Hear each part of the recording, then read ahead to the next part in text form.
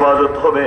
আল্লাহ রাব্বুল আলামিন বললেন, আমার নবীর পরে যদি আর নবী না আসে, আমি আল্লাহ আমার নবীর উম্মতের ভিতরে আরেকটা দরজা উন্মুক্ত করে দিলাম, আরেকটা দরজা উন্মুক্ত করে দিলাম। সেই দরজার নাম হলো বেলায়েতের দরজা। উচ্চ আওয়াজ দিয়ে বলুন না সুবহানাল্লাহ। আরো জোরে বলুন না সুবহানাল্লাহ। সেটা কিসের দরজা? আরো জোরে বলুন। কার মাধ্যমে?